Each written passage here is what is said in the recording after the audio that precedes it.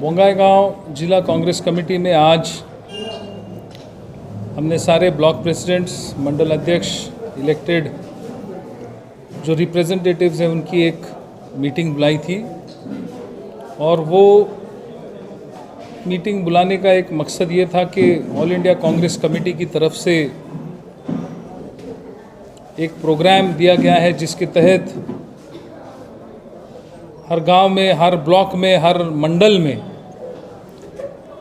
जाकर नुक्कड़ सभाएं लेकर पैम्फलेट बांटकर कांग्रेस पार्टी इस देश में वर्तमान जो हालात है, जिस तरीके से एक बहुत प्लान्ड तरीके से देश की संपत्ति को, इस देश की आम जनता के पैसे को लूटा जा रहा है, उसके बारे में लोगों को जाकर बताएंगे। जो व्यक्ति 2014 में ये कहकर सत्ता में आया था कि मैं तो चौकीदार हूँ, ना खाऊंगा ना खाने दूंगा, उसी व्यक्ति ने इस देश के एक उद्योगपति को इतना कुछ दे दिया। और वो क्यों दिया? ये सवाल जब पार्लियामेंट में उठाया गया राहुल जी की तरफ से, तो ये सारा डिस्क्वालिफिकेशन का कॉन्स्पिरेसी बनाकर, पूरा ये खेल रचाकर उनको डिस्क्वालीफाई कर दिया गया पार्लियामेंट से। राहुल जी ने एक ही सवाल पूछा था कि अदानी की कंपनियों में लगे हुए 20,000 करोड़ रुपए किसके? आप सबको पता होगा कि हिंडनबर्ग रिसर्च नाम की कंपनी ने कुछ महीने पहले जो रिपोर्ट एक पब्लिक की थी, उस रिपोर्ट के माध्यम से अदानी ग्रुप को एक बहुत ही भ्रष्ट और करप्ट ग्रुप कहा गया था, जिसने अपने ही कंपनी के शेयर्स के दाम बढ़ाने के लिए विदेशों में बसी अपनी शेल कंपनियों के माध्यम से 20,000 करोड़ रुपए की इन्वेस्टमेंट की थी। अब शेल कंपनियां तो आप सब लोगों को पता है, विदेशों में बसी अपनी शेल कंपनियों के माध्यम से 20,000 करोड़ रुपए की इन्वेस्टमेंट की थी।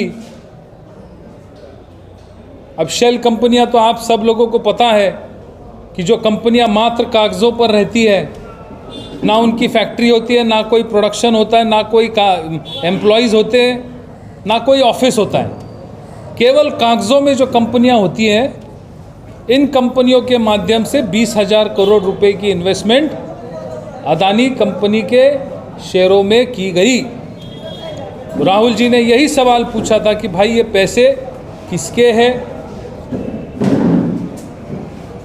इसके लिए उन्होंने मांग की थी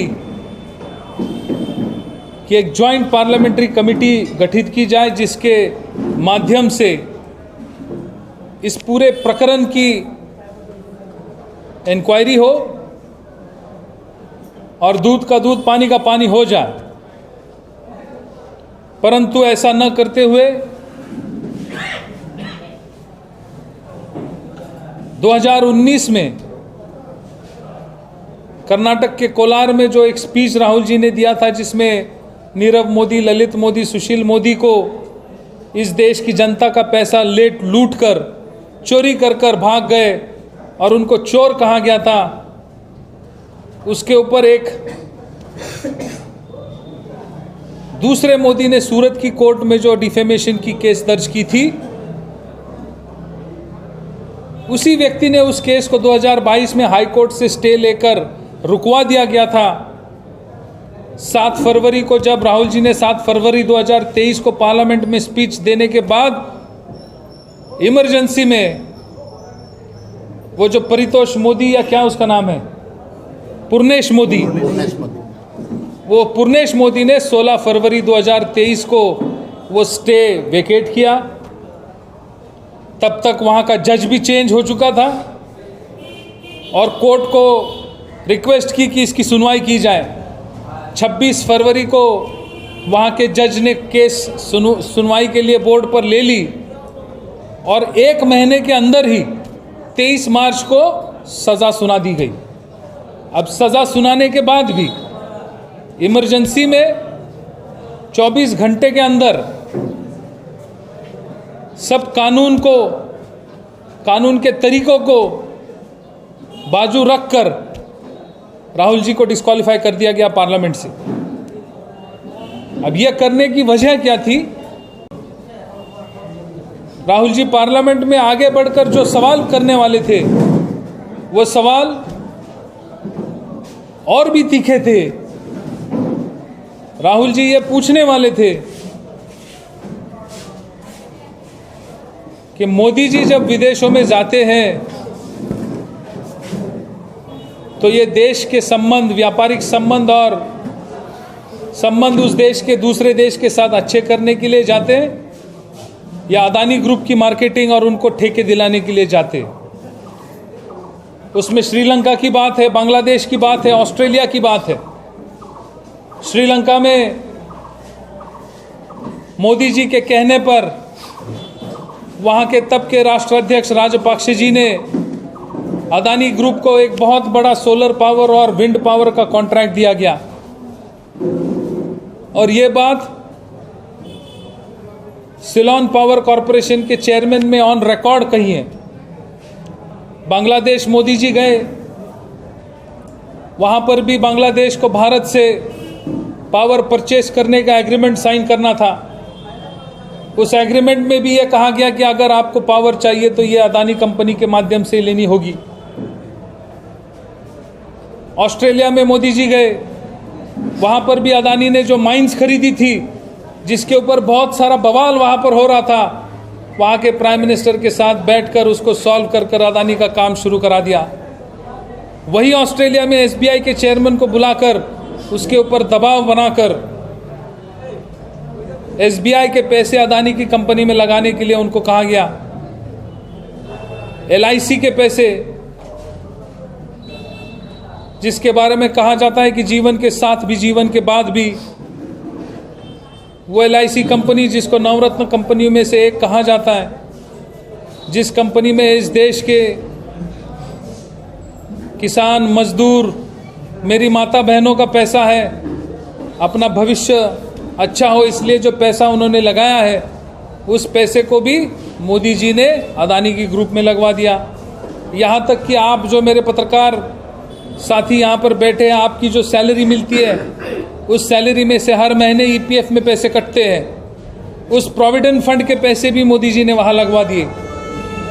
और आप हिंडनबर्ग कंपनी का जब रिपोर्ट आया तो अदानी कंपनी के शेयरों के दाम जो गिर गए, उसका नतीजा ये हुआ कि एसबीआई के हजारों करोड़ का नुकसान हुआ, एलआईसी का हजारों करोड़ का नुकसान हुआ, ईपीएफ का भी नुकसान हुआ।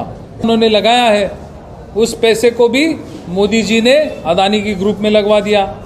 यहाँ तक कि आप जो मेरे पत्रकार साथी यहाँ पर बैठे हैं, आपकी जो सैलरी मिलती है उस सैलरी में से हर महीने ईपीएफ में पैसे कटते हैं, उस प्रोविडेंट फंड के पैसे भी मोदी जी ने वहाँ लगवा दिए। और आप हिंडनबर्ग कंपनी का जब रिपोर्ट आया तो अदानी कंपनी के शेयरों के दाम जो गिर गए, उसका नतीजा ये हुआ कि एसबीआई के हजारों करोड़ का नुकसान हुआ, एलआईसी का हजारों करोड़ का नुकसान हुआ, ईपीएफ का भी नुकसान हुआ। बात यह है कि ये पैसा इस देश की जनता का है, इस देश के मजदूर का, इस देश के किसान का, इस देश की माता बहनों का जो पैसा है, वो पैसा मोदी जी ने गलत तरीके से अदानी ग्रुप में इन्वेस्ट करने के लिए कहकर इस देश की जनता की लूट की और उनका नुकसान किया है। आज देश के कई सारे एयरपोर्ट अदानी कंपनी को दिए जा रहे हैं मैनेजमेंट के लिए। इसके पहले की जो केंद्र में सरकारें थी, उन्होंने एयरपोर्ट मैनेजमेंट के लिए देने के लिए कुछ एग्रीमेंट बनाए थे। उसमें एक क्लॉज था कि यदि किसी कंपनी को इस टेंडर में हिस्सा लेना है तो उसको पहले का ये काम करने का तजुर्बा होना जरूरी है। लेकिन मोदी जी सरकार में आने के बाद वो क्लॉज ही हटा दिया गया ताकि अदानी को सारे ठेके मिले। और आज की डेट में इस देश में जो 30% एयर ट्रैफिक मूवमेंट होती है, पैसेंजर मूवमेंट होती है, वो सारा अदानी ग्रुप मैनेज करता है। इस देश के पोर्ट्स, सी पोर्ट्स, कई सी पोर्ट्स अदानी ग्रुप को दिए गए। और अभी कल ही शायद किसी न्यूज़ चैनल में मैं देख रहा था कि आंध्र प्रदेश के किसी पोर्ट में जो अदानी को दिया गया है, उसमें चाइनीज लोगों की इतनी मूवमेंट बढ़ गई है। शायद गुजरात का पोर्ट है कि ऐसा मालूम होता है कि उस कंपनी जिसको अदानी की, उस कंपनी जिसको ये पोर्ट का ठेका गया है, उसमें चाइनीज लोगों की इन्वेस्टमेंट है क्या। और हिंद महासागर के हिसाब से वो पोर्ट स्ट्रेटेजिकली बहुत इंपॉर्टेंट माना जाता है। विनोद अदानी नाम के अदानी के भाई है गौतम अदानी के, उनकी विदेशों में कई कंपनियां हैं। उनकी ऐसी एक कंपनी गोदामी नाम की, उस कंपनी में एक चाइनीज इन्वेस्टर कि आंध्र प्रदेश के किसी पोर्ट में जो अदानी को दिया गया है, उसमें चाइनीज लोगों की इतनी मूवमेंट बढ़ गई है। शायद गुजरात का पोर्ट है कि ऐसा मालूम होता है कि उस कंपनी जिसको अदानी की, उस कंपनी जिसको ये पोर्ट का ठेका गया है, उसमें चाइनीज लोगों की इन्वेस्टमेंट है क्या। और हिंद महासागर के हिसाब से वो पोर्ट स्ट्रेटेजिकली बहुत इंपॉर्टेंट माना जाता है। विनोद अदानी नाम के अदानी के भाई है गौतम अदानी के, उनकी विदेशों में कई कंपनियां हैं। उनकी ऐसी एक कंपनी गोदामी नाम की, उस कंपनी में एक चाइनीज इन्वेस्टर जिनका नाम है चुंग चैंग लिंग, उनकी हजारों करोड़ की इन्वेस्टमेंट है। और उस कंपनी को देश के ठेके दिए जा रहे हैं। यहाँ कहा जाता है कि यहाँ तक कि देश के डिफेंस के भी ठेके उस कंपनी को दिए जा रहे हैं। कहने की बात यह है कि ये मोदी सरकार देश की जनता का पैसा तो लुटा ही रही है, लेकिन देश की सुरक्षा के साथ भी खिलवाड़ कर रही है। कांग्रेस पार्टी ने इन सारे मुद्दों को लेकर जनता को इसके बारे में अगवा करने की, प्रोग्राम चलाने की बात रखी है। और आने वाले ये पूरा महीना 20,000 करोड़ किसके, अदानी मोदी आपके है कौन, अदानी मोदी के रिश्ते क्या है, इसके ऊपर बात चलाई जाएगी। और आपके माध्यम से मेरा सभी लोगों से ये निवेदन होगा कि आपके प्रति, आपके पैसे के प्रति, आपके हित के प्रति, देश के हित के प्रति कोई व्यक्ति यदि सवाल संसद में उठाता है तो इस तरीके से उसकी आवाज़ बंद कर दी जाती है। तो कई विशेषज्ञों का ये कहना है कि कहीं भारत देश लोकतंत्र की ओर से कहीं और तो नहीं जा रहा है। उनका यहाँ तक कहना है कि इसी तरह काम मोदी जी का चलता रहा तो हो सकता है 2024 के चुनाव इस देश के आखिरी लोकतांत्रिक चुनाव हो सकते हैं। तो मेरी आपके माध्यम से सारे मेरे देशवासियों और लोगों को ये मेरी अपील होगी कि इस देश को डूबने से बचाना होगा, इस देश के लोकतंत्र को बचाना होगा। तो साथियों, जाग उठो, इस मोदी सरकार को हमको खिलाना होगा, तभी देश बचेगा।